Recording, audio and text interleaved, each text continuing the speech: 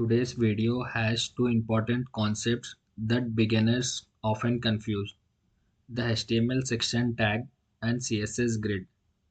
I will explain them separately, clearly, and without mixing them.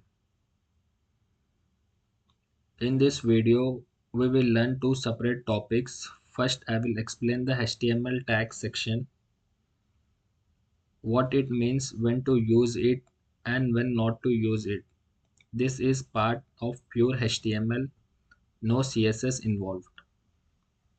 Then in the second part, we will move to CSS Grid, where I will show you how grid works and how to create a basic layout step by step.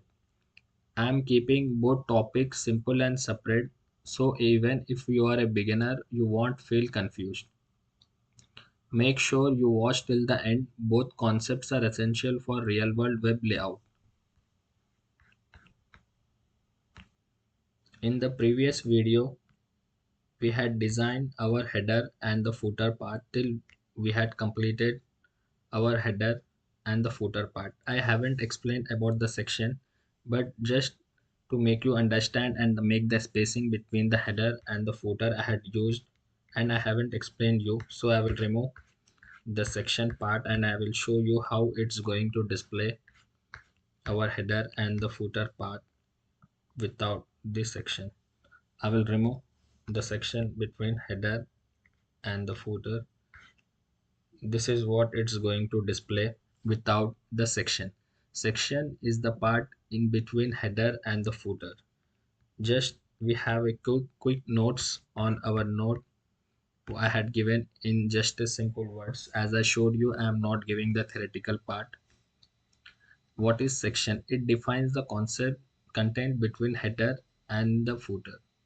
Page body content is kept inside section. It is considered as workspace for use. Now just we will use the section in between header and the footer. This is what we designed the header.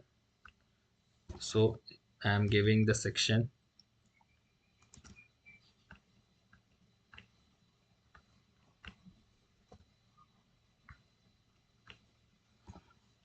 and we had already given the min length as a 500 pixels for the section. So just have a look how it's going to be appear. This is going to appear in this way. The body layout, what we have, the every element, it should be kept in the section. We will, and in the previous in some videos I had used the main in between header and the footer just to make you understand what is main. It is the main entry point which is kept inside the section part. We will design the cards, photos, images, and the navigations, and every information which is provided on the page is kept inside the body. Is it should be inside the section part. We will going to design the section step by step. In this video I will show you just how we will keep the section in between header and the footer and how we are going to apply the min length. If I reduces the min length, the section size will be reduces. Instead of 400 pixels, if I use 300, in this way we will monetize the section. Now I had given the 300 pixels, it will appear in this way. I will give it, I will make it 400 pixels.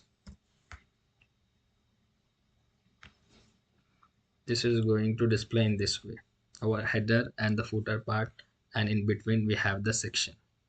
I had just given the simple way how we are going to use the section, and after completing the section we had to begin with the another topic called CSS grid.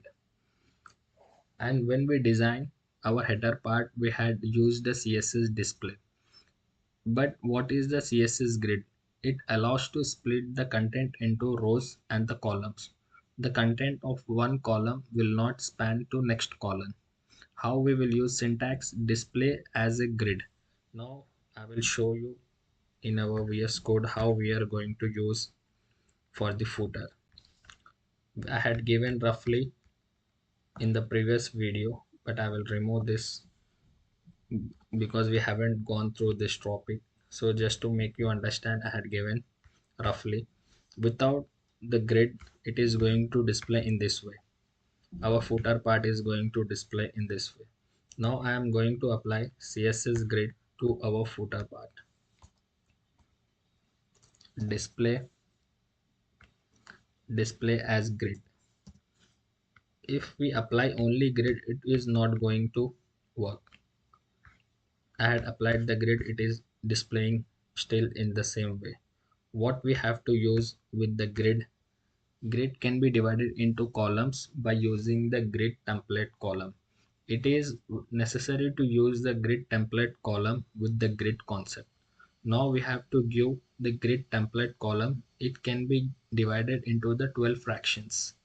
A page can be divided into 12 fractions, which is from 1200 pixels.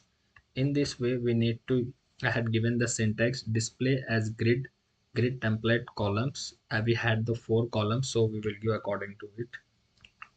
So I am going to apply grid template column. Grid template column, I am giving 2 fraction, 2 fraction, 4 fraction, 4 fraction. As I told you, we will use the 12 fractions. It is going to display in this way.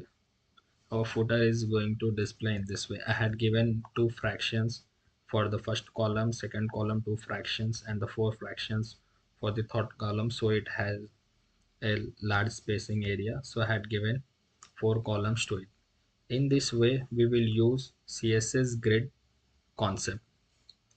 Now just have a look. In our header part, I had used this will also work, but we cannot divide according to the fractions, and it we have to design, and it will apply all the same for the display flex. I had if we are given the flex, it will apply all the columns have the same spacing in the display.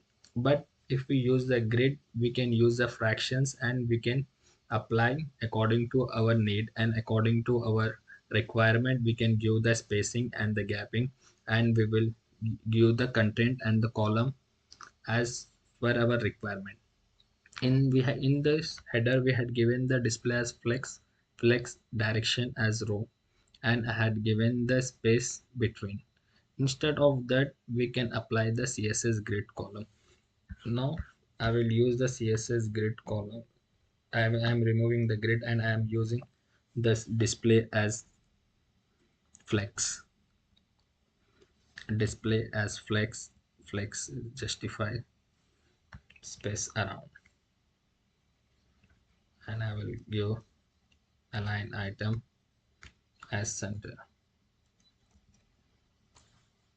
Align items as center. Now just have a look how it's going to be.